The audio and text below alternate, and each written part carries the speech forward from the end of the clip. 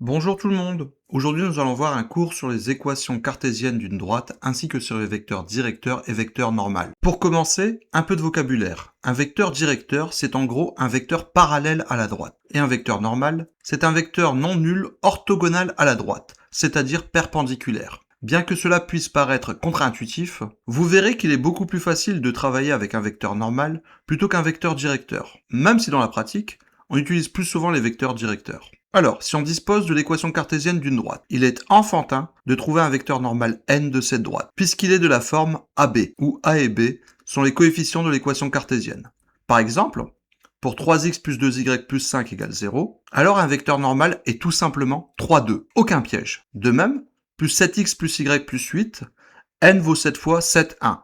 Tout simplement car il y a 7x et 1y. Enfin, vous l'aurez compris, pour moins 2x moins 4y plus 9 égale 0, c'est moins 2 moins 4. Très facile comme promis. Pour un vecteur directeur, c'est un peu plus subtil, puisqu'il est de la forme moins ba. Dit autrement, il faut inverser le vecteur normal et prendre l'opposé de b, c'est-à-dire mettre un moins. Pour 3x plus 2y plus 5 égale 0, on a déjà un vecteur normal qui vaut 3, 2. On l'inverse, ce qui donne 2, 3, et on prend l'opposé du premier, ce qui donne moins 2, 3. Pareil pour le suivant, on avait déjà 7, 1, on va donc prendre 1, 7 et prendre l'opposé du premier, ce qui donne moins 1, 7. Et enfin, pour le dernier, on avait moins 2, moins 4, qui devient donc moins 4, moins 2, mais faites attention ici, le moins 4, il faut prendre l'opposé, donc ce qui va donner moins 4, et donc 4 moins 2. Réciproquement, c'est tout aussi facile avec un vecteur normal, puisque étant donné un vecteur normal 3, 7, trouver une équation cartésienne, c'est tout simplement écrire 3x plus 7y plus c égale 0. Pour c, on verra plus tard, mais en tout cas, la première partie est vraiment très facile à écrire. Si on a un vecteur normal 5, 2, alors vous l'aurez compris, une équation cartésienne de la droite est 5x plus 2y plus c égale 0. Pour un vecteur normal qui vaut moins 4, 6, encore une fois, très facile, puisque une équation cartésienne de la droite est moins 4x plus 6y plus c égale 0. Et enfin, pour un vecteur normal 1, moins 2, une équation cartésienne de la droite est x moins 2y plus c égale 0. Bon, si vous avez écrit 1x moins 2y plus c égale 0, c'est tout à fait pareil. Pour c, je le répète, mais on le verra un petit peu plus tard dans la vidéo. En question, je vous laisse répondre à une équation cartésienne d'une droite qui aurait pour vecteur normal moins 9, moins 7, mais c'est assez facile. Je suis sûr que vous allez y arriver facilement. Maintenant, réciproquement pour les vecteurs directeurs. Alors, vous l'aurez compris, c'est un tout petit peu plus subtil puisqu'il faut les inverser et prendre l'opposé du deuxième. Alors ici, si on a un vecteur directeur 3, 7, alors il faut prendre le deuxième en premier et prendre l'opposé. Dit autrement, ça va donner moins 7x, puisque j'ai pris le deuxième d'abord et j'ai pris l'opposé, donc moins 7x, plus 3y plus c égale 0. Si on a un vecteur directeur 5, 2, alors cela va donner, je commence par le 2 et je prends l'opposé, moins 2x plus 5y plus c égale 0. Si on a un vecteur directeur moins 4, 6, je prends l'opposé du deuxième, donc moins 6, moins 4y plus c égale 0. Et enfin, si on a un vecteur directeur 1, moins 2, cela va donner l'opposé de moins 2, donc 2, plus 1y plus c égale 0, ce qu'on peut aussi appeler 2x plus y plus c égale 0. Si vous avez compris, je vous laisse en question un vecteur directeur moins 9, moins 7, et vous pouvez encore une fois écrire la réponse à la question 2 en commentaire. Alors vous avez pu vous rendre compte qu'il est plus facile de travailler avec un vecteur normal plutôt qu'un vecteur directeur. Malheureusement, il est beaucoup plus facile d'obtenir un vecteur directeur, puisque si par exemple on a une droite qui passe par deux points A de coordonnées xa, ya et B de coordonnées xb, yb, et bien tout simplement pour avoir un vecteur directeur, il suffit de faire xb moins xa et yb moins ya. Alors ça peut paraître barbare comme ça avec ces notations, mais lorsqu'on a des points, par exemple un point A de coordonnées 2, 5 et B de coordonnées 3, 9, il faut simplement faire l'abscisse de B, donc 3, moins l'abscisse de A, donc 2, 3 moins 2, et l'ordonnée de B, donc 9, moins l'ordonnée de A, donc 5, ce qui donne 3 moins 2 et 9 moins 5, ce qui donne un quart. Et donc, la droite DA pour équation cartésienne, faites attention ici, c'est un vecteur directeur, donc il ne faut pas oublier de les inverser, de prendre l'opposé du deuxième. Donc on prend 4, on prend l'opposé, ça fait moins 4x, plus 1y plus c, égale 0. Pour trouver C, je vous avais promis qu'on en reparlerait plus tard, c'est super facile puisqu'on sait que le point A appartient à la droite D, donc il vérifie son équation cartésienne. Tout ce que vous avez à faire, c'est remplacer x et y de votre équation cartésienne de moins 4x plus y plus c égale 0 par l'abscisse et l'ordonnée du point A. L'abscisse du point A, x dit autrement, c'est 2, et y, on va le remplacer par 5, ce qui va donner, dans notre équation cartésienne, moins 4 fois 2 plus 5 plus C égale 0. Et après calcul, on va trouver que C vaut 3. Je vous ai essayé de calculer en vidéo. Donc vous pouvez le voir, c'est vraiment plutôt facile. N'hésitez pas à mettre pause pour essayer de comprendre, mais vraiment, en gros, vous remplacez X et Y par celui du point A. Je l'ai remplacé par le point A.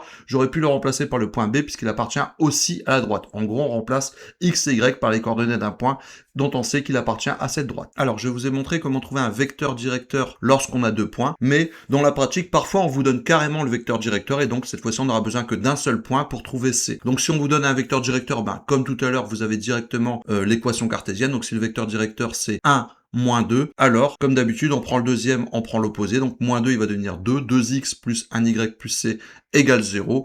Et pourquoi je vous ai passé un point A?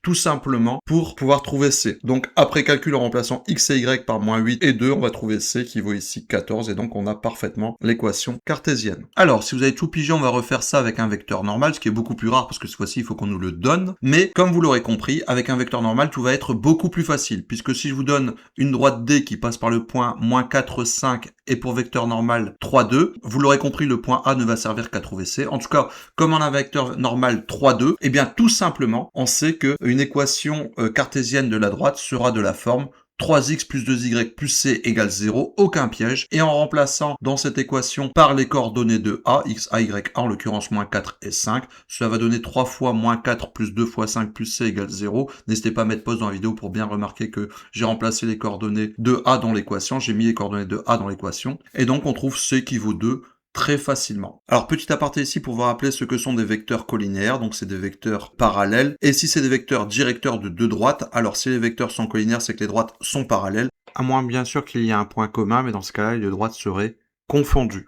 En tout cas, si on a deux vecteurs pour savoir s'ils sont collinaires, il faut tout simplement qu'il existe un réel cas non nul tel que U est égal à K fois V. Qu'est-ce que ça signifie? Tout simplement que vos vecteurs sont proportionnels. C'est-à-dire que par exemple, si je prends 3, 2 et 6, 4, eh bien, ils sont proportionnels puisque si je fais 3 fois 2, ça fait 6 et 2 fois 2, ça fait 4.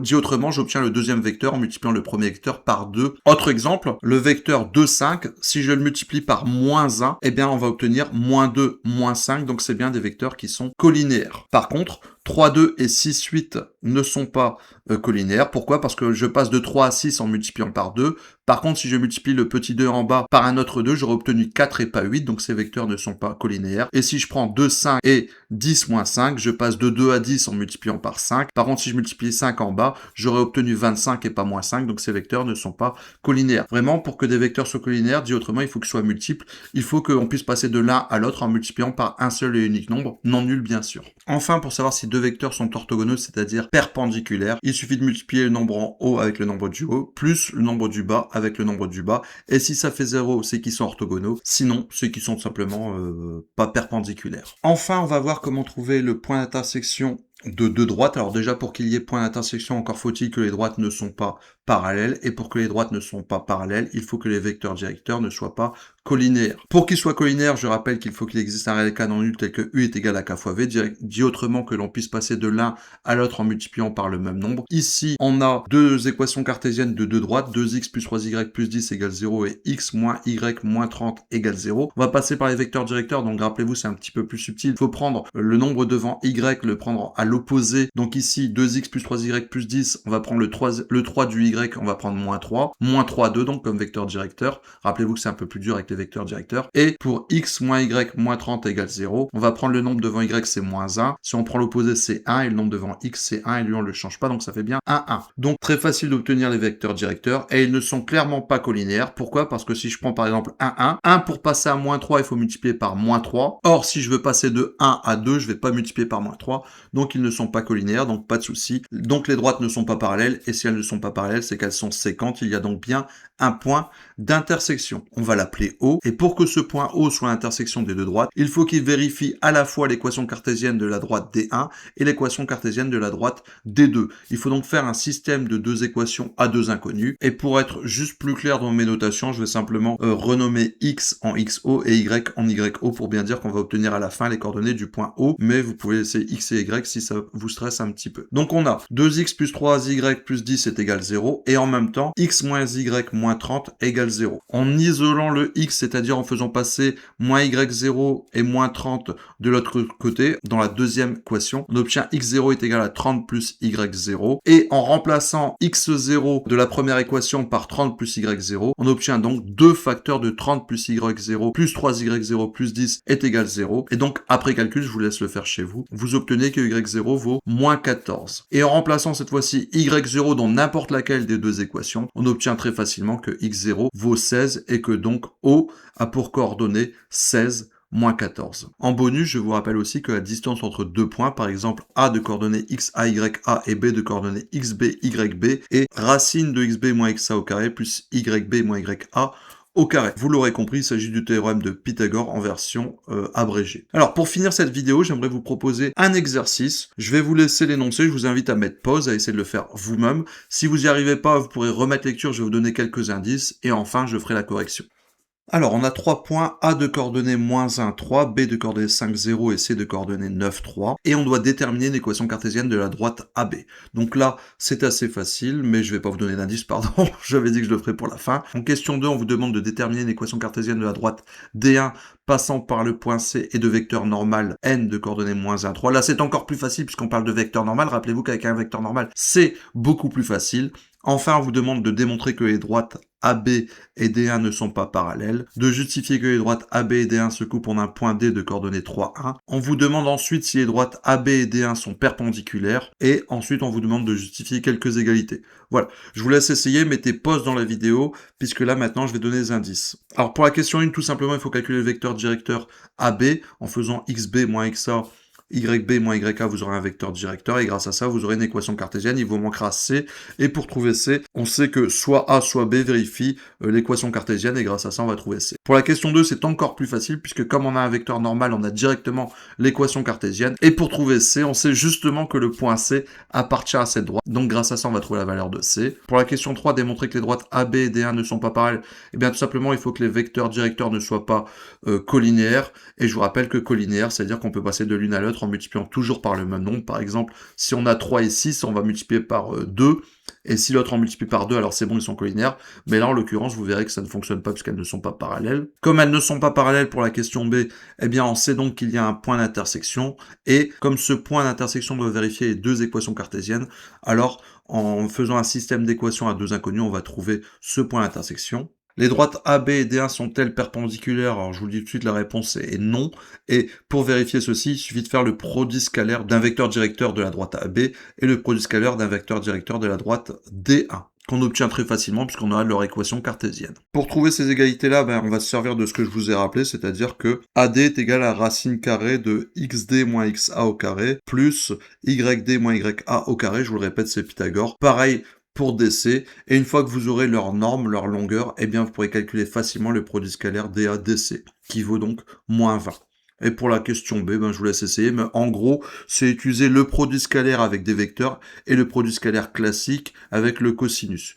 Vous aurez déjà la réponse puisque vous savez que ça vaut moins 20. Vous connaissez les deux normes, donc vous pourrez trouver le cosinus. Donc pour la correction, si on a deux points A et B et qu'on a leurs coordonnées, eh bien il faut faire xb moins xa, c'est-à-dire 5 moins 1 qui fait 6 et 0 moins 3 qui fait moins 3. On a donc un vecteur directeur. Une fois qu'on a un vecteur directeur, rappelez-vous, c'est un peu plus subtil, il faut inverser et prendre l'opposé pour avoir une équation cartésienne qui sera donc moins 3x moins 6y plus c égale 0. Pour trouver C, on prend soit A, soit B comme ils appartiennent à la droite et ils doivent vérifier l'équation cartésienne. Grâce à ça, on trouve C qui vaut 15. Je vais un peu vite, mais on l'a fait depuis tout à l'heure, je pense que vous avez tout compris. Pour la question 2, c'est beaucoup plus facile. Ayant un vecteur normal, moins 1, 3, on sait que l'équation cartésienne est de la forme moins 1x plus 3y plus c égale 0. Et en remplaçant par les coordonnées du point C, on va trouver C. C vaut ici, en l'occurrence, 0. Maintenant qu'on a les deux équations cartésiennes, eh bien on a les vecteurs directeurs. Vous me direz, pour AB, on avait déjà le vecteur directeur 6 moins 3.